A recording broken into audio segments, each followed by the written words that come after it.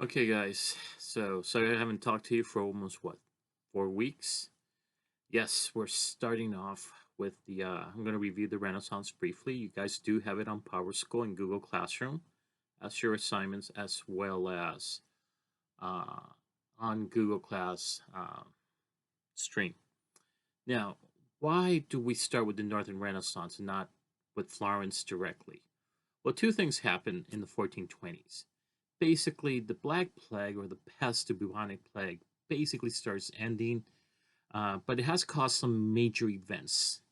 The finance moved from the Templar Knights, if you all heard or you played your video games. They were the high banking uh, organization of medieval times, especially during the Crusades. But by their being arrested, and the struggle between new rising monarchs like the kings of Hungary, who were also German kings of Bohemia. They had all these titles, but they were also elected as Holy Roman Germanic emperors. The kings of France, but you also had a new patronage that was breaking apart. The papacy splits into two: one a pope in Rome, another in Avignon. For a while, you will have three popes. It will get as ridiculous that sometimes you'll have close to five popes at once with their own little college of cardinals. The Great Papal Schism, as it's known, and this gives power to the Italian city-states such as Florence. You will have banking families, and also in the Netherlands, or what we call today Holland, Amsterdam, with its main capital Amsterdam, in Flanders, which is today Belgium, Bruges or Brussels. And what happens when the pest offers up opportunities? There's not too many people in population, so labor becomes very expensive. And the Dark Ages are slowly, you know, going away and gives financial opportunities. One of them will be the Jan van Eyck family. And they basically, this opportunity of the scare period of the Dark Ages, as it was called, will slowly start fading into opportunities for businessmen in cities such as Florence, you know, Amsterdam, Holland, even Barcelona. Merchant cities will start trading with one another. Finance opportunities will rise after this dark period, especially after the plague, the pest, during the Papal Schism. The papacy will come back to life much more stronger.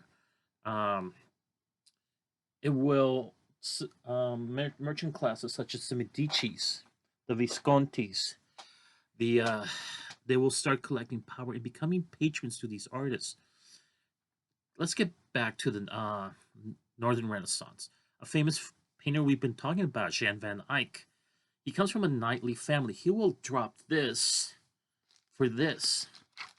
They will get into the into the business of painting. He will create great math. Yeah. Surprisingly, somebody who comes from a military family going into the art is really awkward, but he brings something else during this period. If you look at the Marriage of Pandolfi and his other works, he will start creating. We don't know if he did create it, but we do credit him for the oil paint. Oil paint is based on linseed. Prior to this, in the dark periods, we had to make our paint from egg. The problem with egg, it dries up and cracks. Linseed oil, we can work on paintings for the longest time, and we can create a beautiful glaze on top. Can't do this with this. You gotta glaze the egg tempera paint with linseed oil. But with Jan van Eyck, when he does the Marriage of the Pandolfi, the you know, he basically starts adding linseed oil to the tempera and realizes, hey, and also it's noticeable in the Chancellor Roloff, who was the Duke of Burgundy, who was his boss, well, not really his boss. The Duke of Burgundy was his boss, but the Chancellor lived in what we call today Belgium. So there's this opportunity, this great strive to rebirth. Now, I noticed when I was reading some of your essays, and please, what I need you guys on the Renaissance as well as in the Baroque, I need you guys to focus on the essays.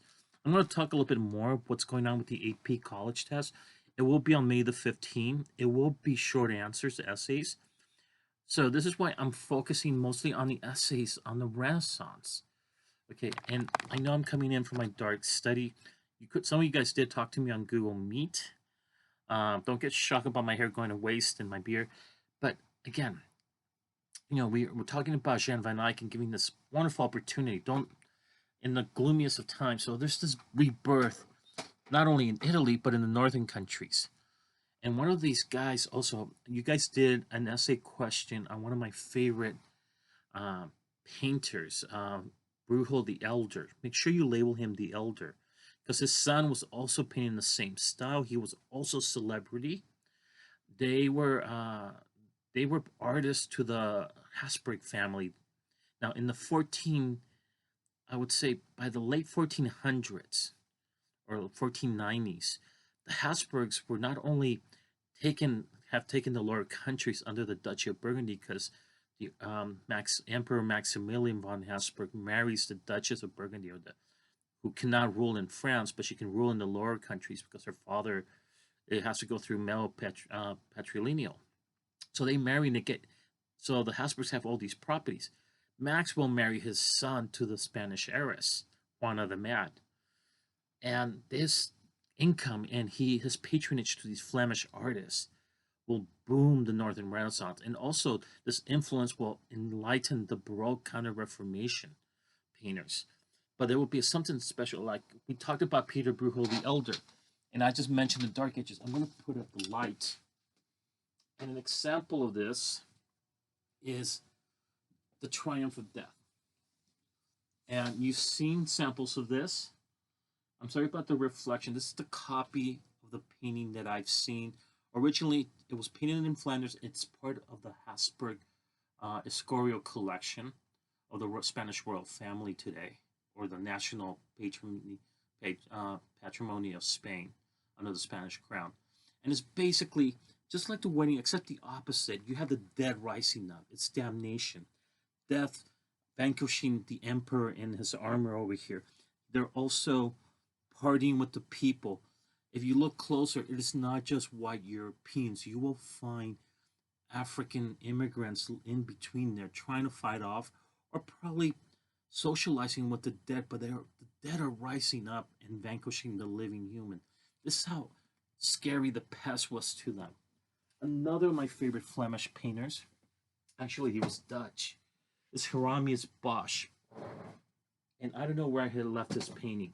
But again, the Northern Renaissance are very important because they bring a new technical skill or material, linseed oil, to start painting with oils. We can actually take a longer time to work on paintings, such as this spoof I'm making of my sister over here dressed as a nun. I gotta be careful if I'm gonna knock one of my. So this is the opportunity oil paints give. I'm going to talk a little bit more on my next video about the Renaissance, but also clarify questions that some of you guys we've already talked about the A/B test. Okay, see you later. I will post this with the Northern Renaissance section. Take care.